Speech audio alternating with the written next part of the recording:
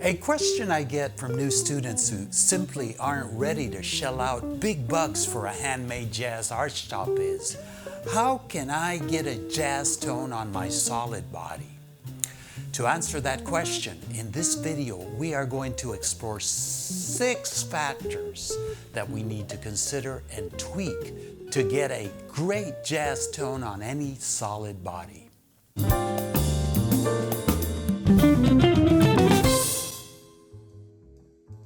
Hi, I'm Richie Zellen, and I want to welcome you back to the Jazz Guitar channel.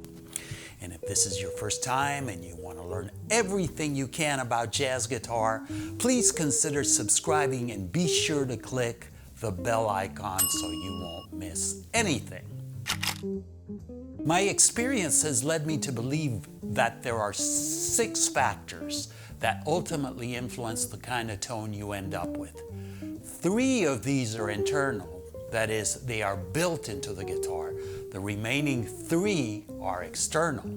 So having said that, let's examine the 3 internal factors first. Factor number 1, your guitar's internal EQ setting. I'm sure you've heard this before. The first thing any guitarist does in the process of getting that jazzier tone is dialing the tone knob from 10 or all the way up down to 5 or even lower. You see, solid bodies usually are rich in high frequencies to begin with.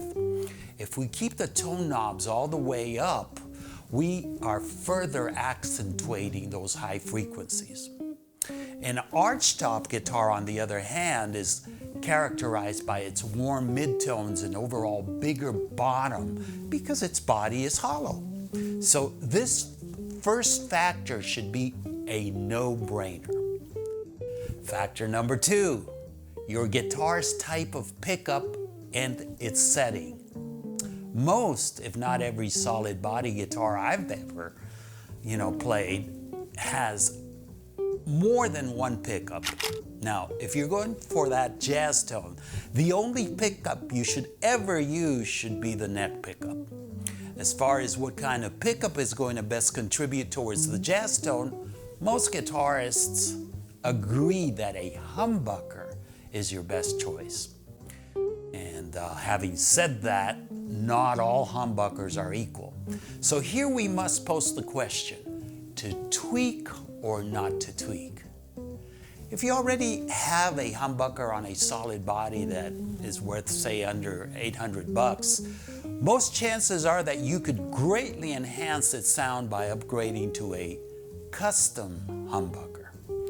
I have heard cheap guitarists change their tone drastically for the better after changing the original pickup to a custom hand-wired one. So if this is a choice that you are willing to consider, I have some custom pickup recommendations which I have personally used on several guitars throughout the years.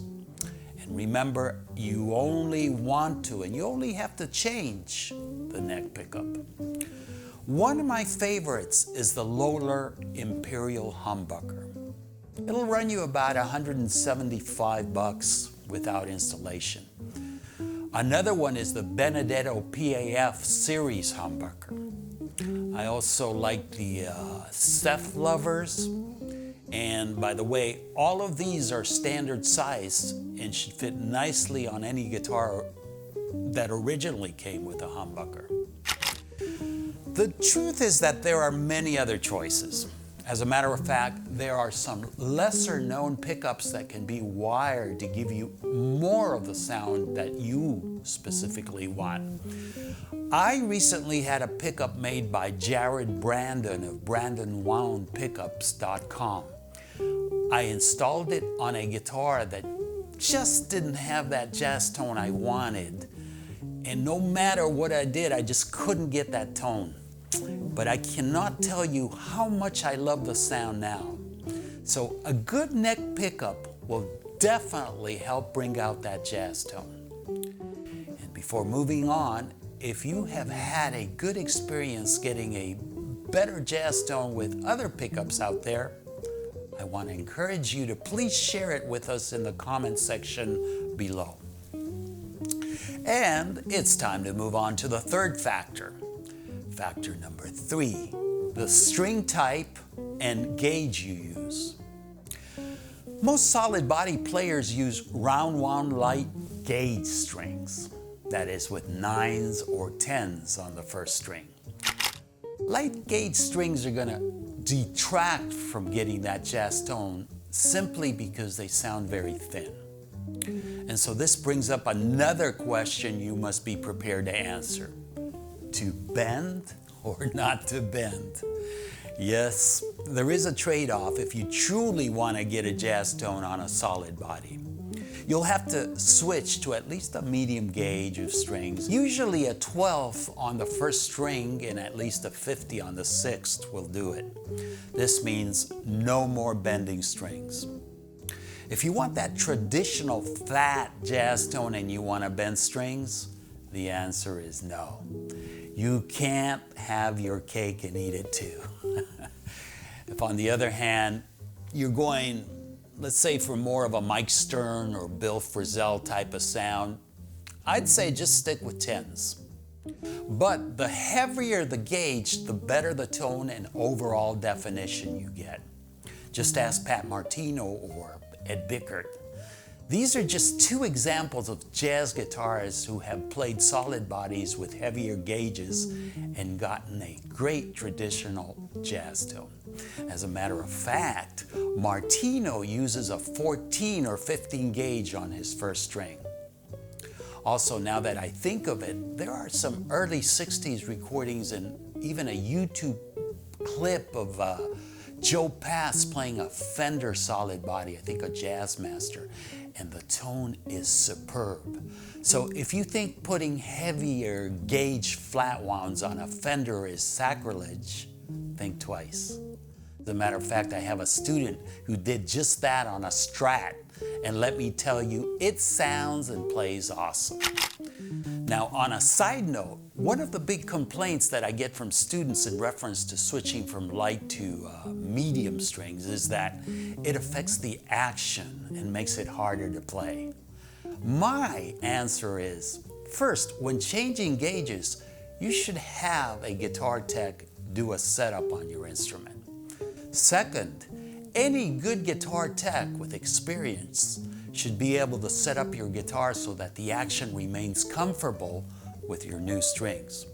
Of course, there is always some getting used to when you switch gauges, but if the action is set low enough, within reason that is, you should get used to it in just a few weeks. I really don't know who the good guitar techs are in your area, but try to take it to a tech that has a reputation for working with jazz archtops and acoustic guitars. For example, if you are in the US, I don't recommend taking it to your local Guitar Center or Sam Ash. These guys, they mostly deal with light gauge setups for shredders all day. Even the cheap student archtops in the stores have light gauge strings on them. Another aspect regarding strings is whether they are round wound or flat wound. Solid body guitars always tend to use round wound light gauge strings.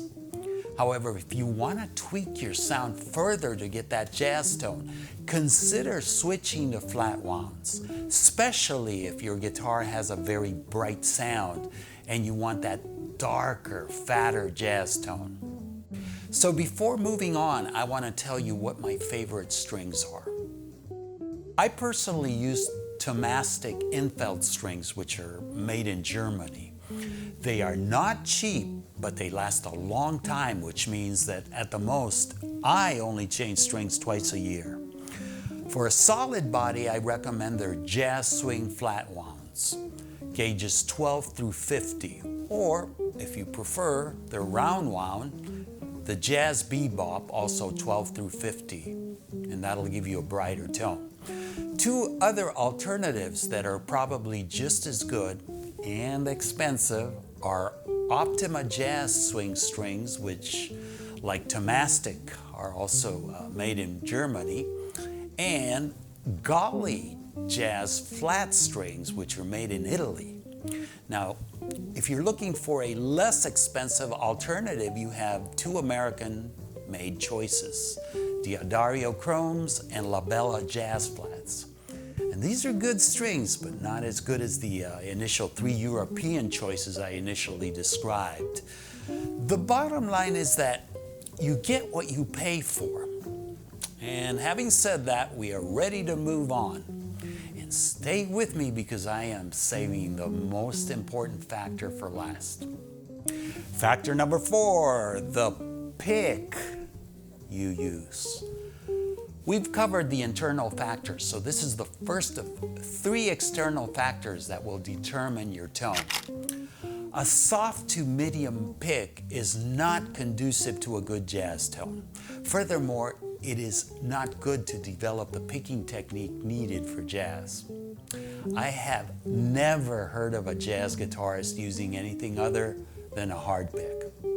And that's because a heavier gauge string requires a firm attack to produce a full tone. Medium to light picks begin to wobble, and not only does that affect the tone, but also the accuracy of your picking strokes, especially when playing fast. Aside from using a hard pick, the thickness and the material the pick is made of is also going to affect your tone. And I believe this is a matter of taste and something you have to experiment with. Personally, I've been using Jim Dunlop Jazz 3 picks for as far back as I can remember. You can get them made of different materials and they're all going to sound slightly different. Lately, several jazz guitarists have been swearing over blue chip jazz picks. I still haven't tried them out for myself because they happen to be very expensive. They actually range between $35 to $75 for just one pick. So if anybody out there has had any experience with blue chip picks and cares to share it with us, I'm sure many of us want to know what makes them so special, not to mention pricey. Factor number 5, the amp you use.